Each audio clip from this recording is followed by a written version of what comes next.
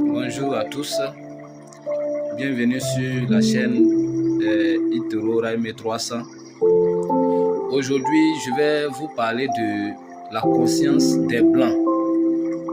Vous allez comprendre un peu pourquoi est-ce que depuis tout ce temps, il y a cette malentente entre la couleur blanche et la couleur noire. Je ferai mon effort pour vous expliquer au maximum. En fait, la race blanche a compris quelque chose qui les pousse à ce développement, qui leur permet d'être à ce niveau, au niveau, disons, sur le plan mondial, comme au niveau de leur propre pays, qui est l'intérêt porté à l'intelligence, à la connaissance. Tu peux être beau physiquement, grand de taille, avoir de la force physique. Le blanc ne fera que t'utiliser. C'est pas ce qui va l'amener à te respecter. Il ne peut pas te respecter à travers ces aspects-là. Il va seulement te respecter si tu es intelligent. Si tu es intelligent, c'est-à-dire si de la manière il raisonne, de la manière il voit les choses, de la manière il voit la vie, si tu vois la vie de cette même manière, il aura du respect pour toi. Et il te prendra comme son égal. Voilà, sa considération pour toi sera pareille à celle qu'il s'accorde lui-même. Parce que c'est l'intelligence qui nous différencie effectivement des animaux. Donc, c'est partant sur cette base que son respect envers toi sera égal à ce qui s'accorde lui-même. Et la deuxième chose pour laquelle le blanc te respectera sera également ton engagement, ton intégrité, le fait d'être intègre. Et il y a aussi le fait de ne pas avoir peur de prendre des risques. Si tu es trop réservé, c'est-à-dire que tu tiens tellement à ton corps physique que tu ne peux même pas te permettre de prendre des risques pour le développement de ton mental, pour l'évolution de ton esprit, il n'aura pas de respect pour toi. Il n'aura pas de respect pour toi. Et nous, de notre côté, c'est le contraire. C'est ce qui est malheureux. Nous accordons plus d'intérêt à l'apparence, à la taille, à la forme, au visage. Ce qui est contraire, c'est-à-dire que nous nous limitons au peu. Nous limitons au peu. Au lieu de s'intéresser à ce qui est plus abondant, ce qui est le plus. C'est le mental qui fait tout. C'est l'intelligence qui peut tout coordonner. Quand on dit l'homme est limité, en réalité on parle du corps. On parle du corps, on ne parle pas du mental. Le mental n'est pas limité. L'intelligence n'est pas limitée. C'est plutôt le corps qui est limité. Mais si nous, dans notre considération, c'est au corps que nous accordons plus d'intérêt, qu'en est-il du mental?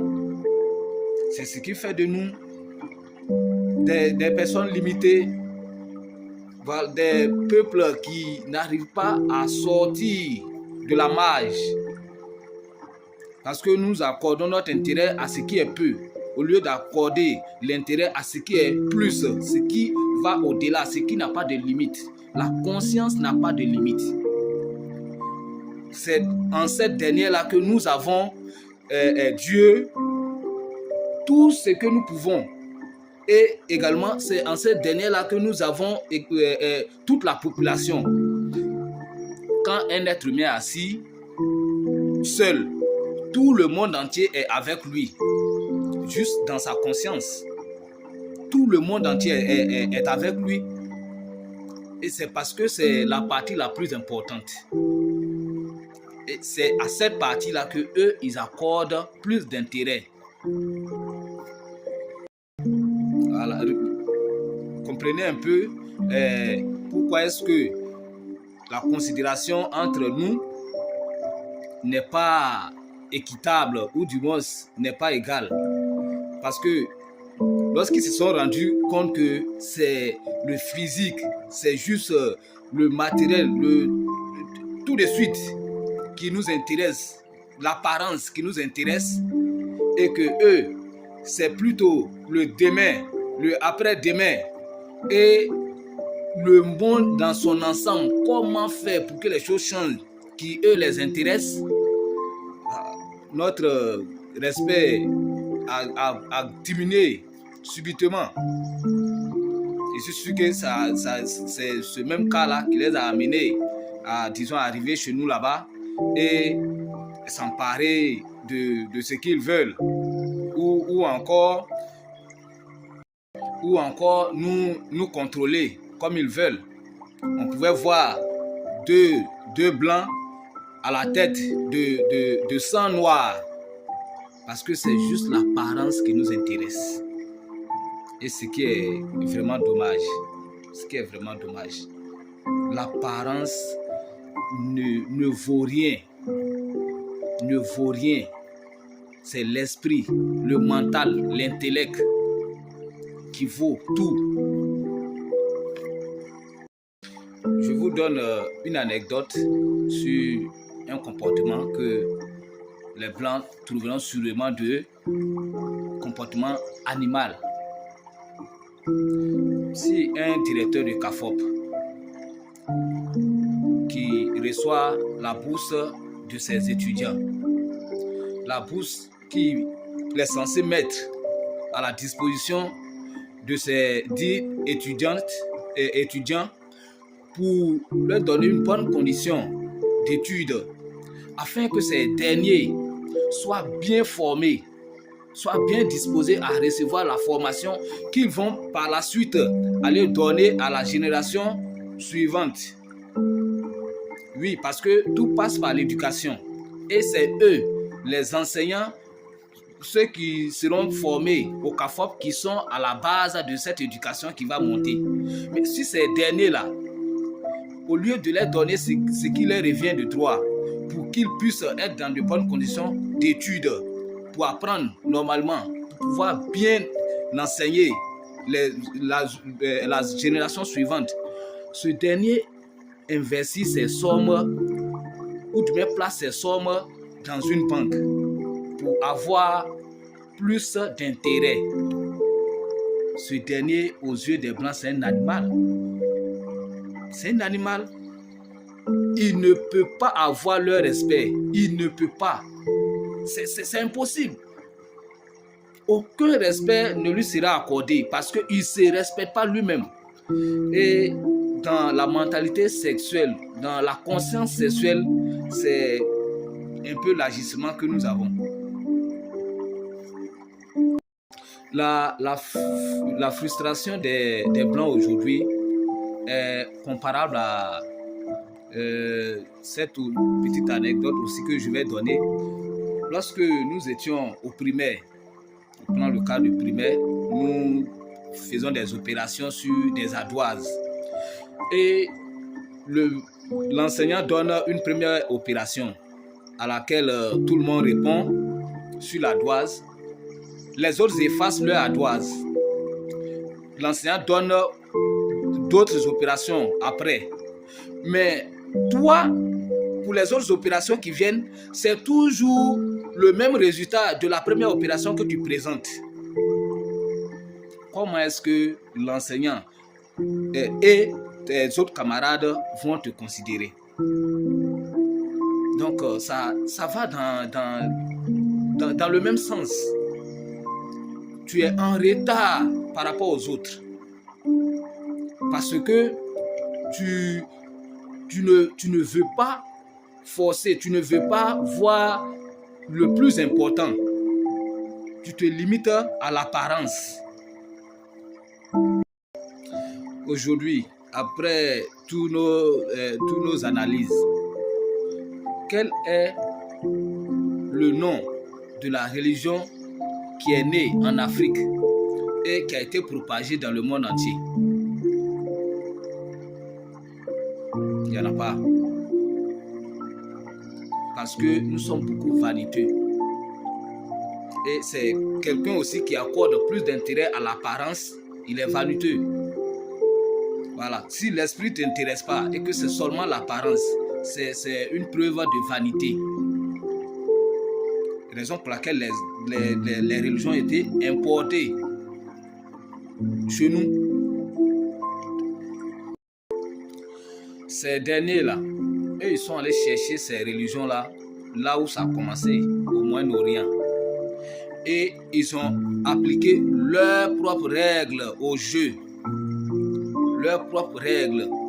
Les religions que nous voyons aujourd'hui là fonctionnent avec leurs règles. Ça n'a pas commencé chez eux, mais ça fonctionne avec leurs règles. Nous devons le comprendre. Donc, il est intéressant de pratiquer une religion. Oui, parce qu'il y a la socialisation qui est là. Mais après cela, il est intéressant de te mettre dans la conscience de celui ou de celle qui a inventé cette religion-là pour pouvoir mieux la pratiquer. Tu ne peux pas te limiter. Tu ne peux pas te limiter juste à l'apparence, c'est-à-dire juste à la lecture, sans comprendre l'idée véhiculée et marcher sur cette petite compréhension-là. Ça va sûrement te créer des problèmes. Ça va sûrement te créer des problèmes. Et c'est le cas aujourd'hui. Combien sont ceux qui sont allés vers les religions dans le but d'avoir la paix du cœur, le bonheur? Mais est-ce qu'ils ont vraiment le bonheur quand on les regarde? On sent le bonheur dans leur manière de faire. On sent vraiment la paix du cœur dans leur manière d'agir, dans leur comportement du quotidien. On sent vraiment le bonheur. C'est parce que le message n'est pas compris. Le message n'est pas compris. Et c'est bien dommage. C'est preuve de conscience sexuelle. C'est-à-dire on se limite à peu. On ne va pas au-delà. Qu'est-ce qu'ils veulent bien dire à travers ce message? Qu'est-ce qu'ils veulent bien dire? Et nous avons utilisé ça aujourd'hui pour entraîner tellement de séparation, tellement de conflits entre nous. C'est faible et c'est dommage. Tout à l'heure, je vous ai parlé de les Blancs respectent encore plus celui qui n'a pas peur. Les Blancs, ils n'ont pas peur. Ils n'ont peur de rien. Raison pour laquelle ils sont arrivés là où ils sont aujourd'hui. Ils n'ont peur de rien. Ils ont le respect pour Dieu, mais ils n'ont pas peur de Dieu. Et personne n'a à avoir peur de Dieu. Comment est-ce qu'on peut avoir peur de notre Créateur? Pour quelle raison? Pour quelle raison? Ils n'ont pas peur du Créateur. D'ailleurs, ils font tout leur possible pour prouver à ce dernier qu'il a bien fait de les créer, qu'ils sont capables de quelque chose. Qu'ils sont capables de quelque chose. Ils sont sans peur. Toutes ces découvertes qui ont été faites par ces derniers-là, c'est grâce à leur affranchissement de la peur. Voici eux leur logique à propos de Dieu. Ils disent, j'ai juste besoin de comprendre comment fonctionne ma conscience. Et Dieu viendra à moi lui-même. Si je comprends comment est-ce que ma conscience fonctionne, ce n'est pas de chercher à me connaître. Et tu ne peux pas chercher à te connaître. Parce que le fait de chercher là, tu sors de toi-même. Et tu es déjà très loin de te connaître. C'est juste chercher à te comprendre, chercher à comprendre comment fonctionne ta conscience. Et Dieu viendra à toi-même. Parce que tu verras que depuis tout ce temps, Dieu est avec toi. Quand on pense Dieu, où est-ce qu'on pense Dieu? C'est dans le mental. Dieu n'est pas à l'extérieur pour que nous soyons, disons, loin de lui. Il est dans notre mental. Ah mais c'est tout ça, nous ne comprenons pas. Ça explique aujourd'hui toute cette panique que nous témoignons chez nous. Nous sommes paniqués à l'idée de Dieu. Nous sommes paniqués à l'idée de la mort. Nous sommes paniqués à l'idée de tout. C'est une basse intelligence, une faible connaissance, une faible conscience que j'ai appelée la conscience sexuelle. Voilà, c'est le premier niveau de la conscience. Et quand tu es toujours au premier niveau de la conscience, la vie te passera sous les yeux. Tu ne comprendras rien jusqu'à aller à ta mort. Le plus important, c'est de chercher à comprendre, c'est de comprendre. C'est te dire simplement, je veux comprendre.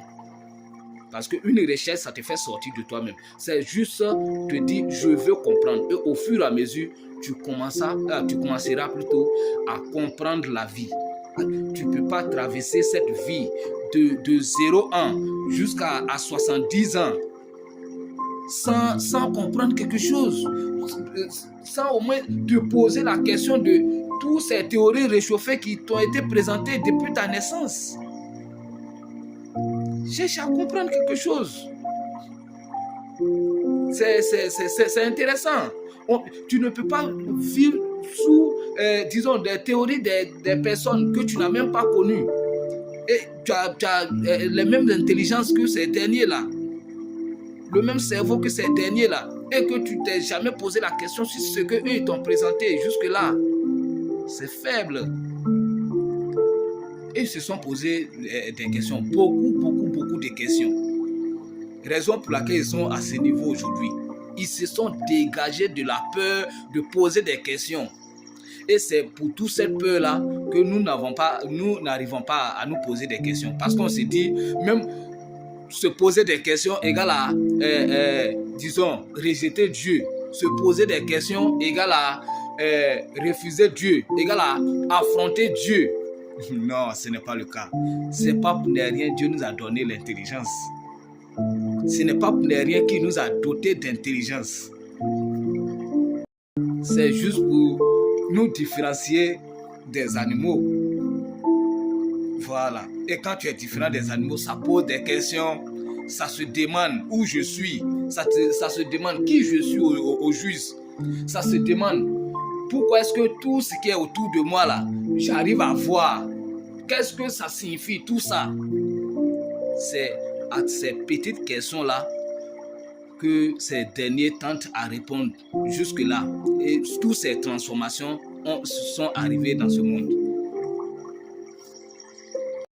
Si tu ne fais pas preuve d'intelligence, le plan ne fera que t'utiliser, tout simplement.